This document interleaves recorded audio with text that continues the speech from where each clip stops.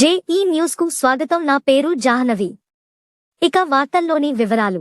NSUI 54వ ఆవిర్భావ దినోత్సవం వేడుకలను మంగళవారం పెద్దపల్లి ప్రభుత్వ హాస్పిటల్లో నిర్వహించారు. హాస్పిటల్లోని రోగులకు పండ్లు, బ్రెడ్ పంపిణీ చేశారు. ఈ సందర్భంగా ఎన్ఎస్యుఐ జిల్లా అధ్యక్షులు కొమ్ము అభిలాష్ మాట్లాడు ఎన్ఎస్యుఐ ఎల్లప్పుడూ విద్యార్థుల సమస్యల పట్ల పోరాడుతుంది అన్నారు.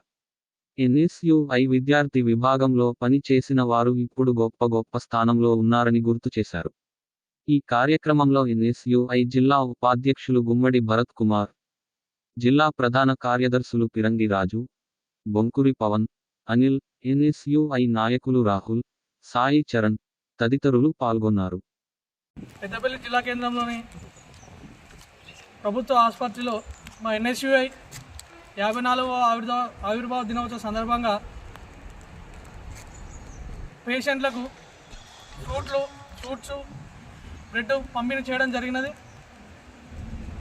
ఎన్ఎస్యుఐ విద్యార్థుల పక్షాన ఎల్లప్పుడూ కొట్లాడతామని, విద్యార్థుల పక్షాన ఎప్పుడు నిలబడతామని చెప్పి సందర్భంగా తెలియజేసుకుంటూ ఈ కార్యక్రమానికి విచ్చేసిన ఎన్ఎస్యుఐ నాయకులకు, ఎన్ఎస్యుఐ ఉపాధ్యక్షులకు, ప్రధాన కార్యదర్శులకు అందరికీ కూడా నా హృదయపూర్వక శుభాకాంక్షలు తెలియజేసుకుంటూ సెలవు తీసుకుంటాను.